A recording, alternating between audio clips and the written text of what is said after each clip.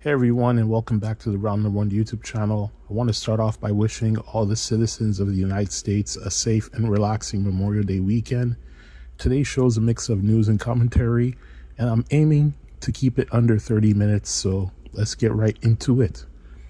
So we begin with the biggest story of the week, the arrest of Ludwig Kaiser. Ludwig Kaiser, real name Marcel Barthel, was arrested on May 20th in Orange County, Florida, over a misdemeanor battery charge tied to an incident that allegedly took place on April 23rd of this year at his Orlando apartment building. Now, according to the police report, Kaiser and a woman were being intimate in an elevator. A neighbor reportedly told them to, and I quote, "please have some manners," end quote. And from there, things escalated. The neighbor claims Kaiser punched him multiple times, shoved him to the ground, and threatened him. Security footage and a photo lineup were used to identify Kaiser. He turned himself in, posted a $1,000 bond, and entered a not guilty plea. Despite the charge, Kaiser was granted permission to travel both domestically and internationally while the case is pending. That allowed him to appear in Mexico on Friday at the Kings League Dome. This event was free for the first 300 attendees, and it was promoted as like a special serenade for his El Grande Americano character. Now, one clip circulating online shows Americano wiping a tear from his mask as fans cheered him on, and he is also seen showing affection towards Andrea Bazzarte, who is the AAA announcer. Now, before I go any further, I want to make things clear. I want to make three things clear. First, I don't condone violence. When you leave your home and when you return, your goal should be simple. Do not harm yourself, don't harm others, and don't break the law. Now, from what's been reported, Kaiser wasn't intoxicated that night. The issue here is self-control. A battery charge is a serious charge, and most people don't have $1,000 lying around to bail themselves out. Second, physical altercations are unpredictable and dangerous. The first rule of close combat isn't fight fair. It's to avoid the fight entirely. People lose eyes, fingers, and ears. People get stabbed, shot, or killed over nothing. Kaiser is very lucky this didn't turn to something far worse. Third, there's another side to the story that's now being discussed. Former Wrestling Inc. owner Raj Giri posted the following claim on Twitter X, and I quote, "This is what I heard regarding the Ludwig Kaiser situation. He was in an apartment elevator with Andrea Bazzarte, and they were being affectionate, but nothing crazy or out of the ordinary. Richard Leap, who is the neighbor, allegedly didn't say anything in the elevator, but once he got out on the 12th floor, he allegedly said something to Kaiser to the effect of, 'You need to show some effing respect before I call ICE on that BITCH.' Kaiser got out of the elevator and they had a little scuffle, but no punches were apparently thrown," end quote. Now, if that version is true, and again, this is alleged, then the neighbor's account becomes questionable. It would mean that the confrontation started with an aggressive, possibly bigoted remark. And if that's the case, then the story being told publicly may not match what actually happened. Now, here is where I land on this. Kaiser probably told the WWE weeks ago about this situation. This happened in April. WWE's only real concern would have been whether he needed court permission to travel for work, and the judge granted that. Now, historically, WWE tends to wait for legal outcomes before making major decisions. So I don't expect immediate action, but in my opinion, from a business standpoint, WWE and AAA likely won't have an issue. As for the court of public opinion, you may not believe this, but I visited some news forums and some Reddit threads, and people are already split. Some fans are defending Kaiser, others are calling for accountability, and until that case plays out, we won't know the full truth. The case is ongoing, and more details will come out as the legal process moves forward. This story matters because it sits at the intersection of personal conduct, public perception, and how wrestling companies navigate real-world controversies. Now, let me end this segment with something practical.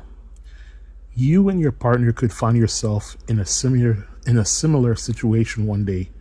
Someone says something rude, someone crosses a line, someone tries to embarrass you. The correct move is to get to a safe place, cool off, and avoid turning a stupid moment into a criminal charge, because once fists fly, you don't control the outcome anymore. Alright, with that being said, let's shift gears to the next story making headlines. Brock Lesnar's return. Before I get into Brock Lesnar's return on Monday Night Raw this past week, let me give you a quick prelude. I've honestly given up on watching the full broadcast length of Raw on Netflix. Most weeks the show wraps up before the 2-hour mark, and at 41 years old, I care more about getting 7 hours of sleep than staying up late for wrestling. I give myself 60 minutes of each week WWE weekday show to convince me to keep watching. If the show isn't good by then, I'm done for the night. This past Monday was one of those nights. I took my shower before 8 p.m.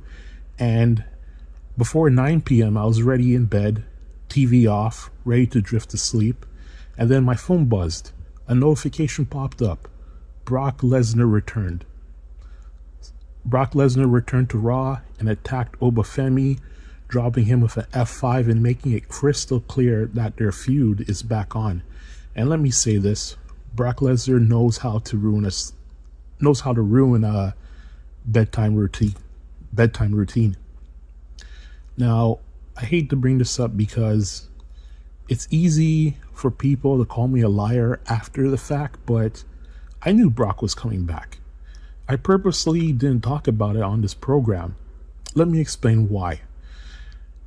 Brock Lesnar has been living in Saskatchewan for years on a massive piece of farmland, acres and acres that he maintains with his own money.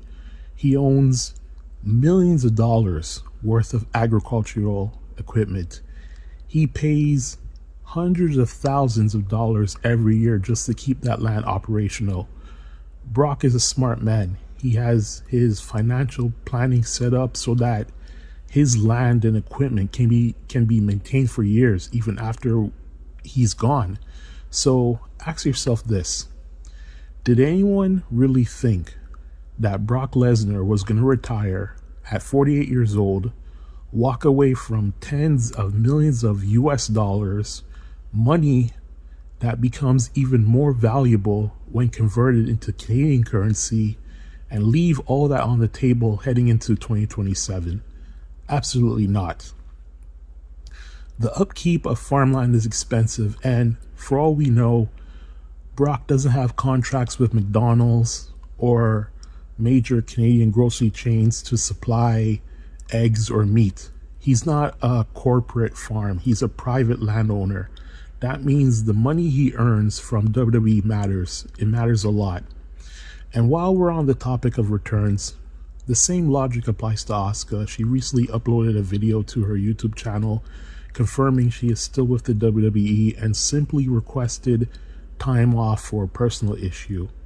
She's absolutely coming back, whether it's for the next Saudi show or for WrestleMania 43. because those are massive paydays. Is Asuka missing a Saudi check? Probably not happening. That's generational wealth money. Now, let's talk about why Brock's return actually matters. Brock Lesnar isn't just a pop, he's a reset button. When WWE wants to shift momentum, spike interest, or create a sense of urgency heading into a new era, especially with the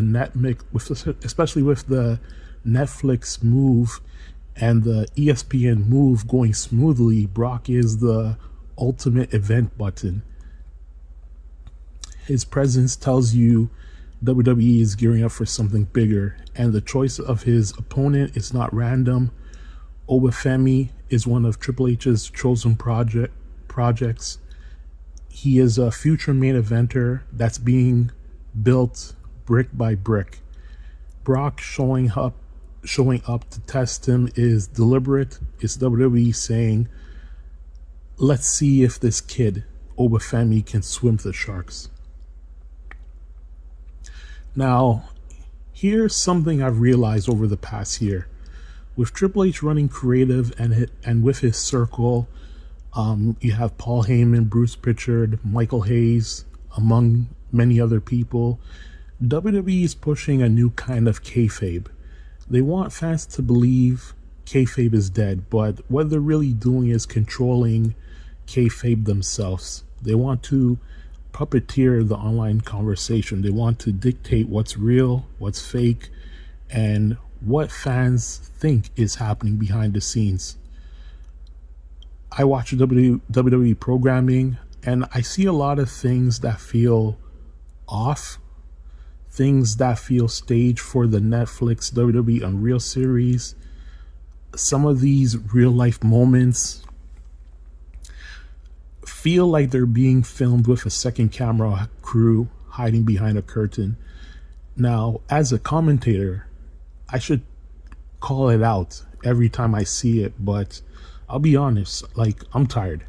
And lately I've been choosing silence instead of publicly pointing out every bogus moment on WWE TV every week. But Brock's return, that one didn't surprise me at all. It was always going to happen. And now that he's back, WWE is going to milk every dollar they can out of him, and he's going to do the same right back. I'm not here to expose the business. I'm here to remind you when the business is exposing you. And with that being said, let's move on, because the wrestling world doesn't slow down this week. I don't want to end this show on a heavy note, so I'm going to bring this up now while I still have the composure to say it properly. Yesterday marked 27 years since the passing of Owen Hart. The Hart family meant a lot to me growing up. My grandparents loved them. I loved them. And Owen Hart's death is the only wrestling loss that I genuinely mourned for days. It hit me in a way nothing else in wrestling ever has. Now, if you read Bret Hart's book, or listened to the audiobook, there's a moment where he finds out about Owen. He describes traveling to see his brother's body. It's one of the hardest things I've ever had to sit through. The only other writer who ever hit me that hard is Chris Hedges when he writes about death. And then there's Natty's book, where Owen's death isn't mentioned at all. I always wondered whether she wrote something and removed it, or whether revisiting that pain was simply too much. Honestly, I can't blame her either way. Now, living through 1999, watching WWE programming here in Canada, every show paid tribute to Owen even after the funeral. It felt like the entire country was grieving with the Hart family. And even now, after all these years, after reading Bret's book, after seeing how everything unfolded, I still get upset. I still get sad. Owen Hart lost his life during a WWF event, And the stunt he was told to perform should have never been allowed to happen. There was no real consideration for his safety, and the truth will always sit heavily with me. So I want to say this clearly. This is the last time I'll talk about Owen Hart on this show. Not out of disrespect, but because it brings up a sadness that never really goes away. I just wanted to share my thoughts once, honestly, with all of you. Now, Saturday night's main event aired last night, and honestly, it was meh. This is supposed to be one of WWE's playgrounds, a show where they can experiment, take risk, and try things that wouldn't normally happen on Raw or SmackDown. And we've seen them do it before. John Cena's final match took place on Saturday night's main event, and we had NXT talent mixing it up with main roster stars in matches that actually felt fresh and unpredictable. That's what Saturday night's main event should be, a place where WWE tests new things, new ideas, new matchups, and present new energy. But last night's lineup, it felt weaker than a standard house show. And that's wild because some of the upcoming untelevised European house shows will have stronger cards than what we get to see on Saturday night's main event. And let me say this. I think I talked about this before on the program years ago, because what blows my mind is that, you have these WWE house shows that are untelevised, but they are recorded for eternal use, but fans can't watch them. Agents and personnel get to see them.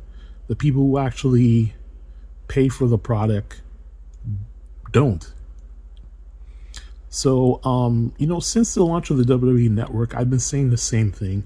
If the cameras are rolling, the shows should be available to watch, period.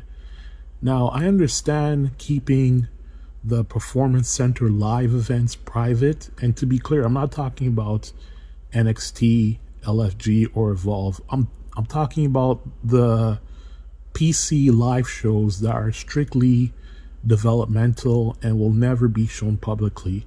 Those shows make sense to not be shown. But house shows, there's no reason fans shouldn't have access to them, especially when the match quality is often better than what we get on nationwide WWE television. So, as for Saturday night's main event on May 23rd, nothing noteworthy happened. Most of these matches are going to be repeated next week at Clash in Italy, airing at 2 p.m. Eastern Standard Time. The first hour will be on ESPN in the United States, and international viewers, including here in Canada, can watch the entire event on Netflix.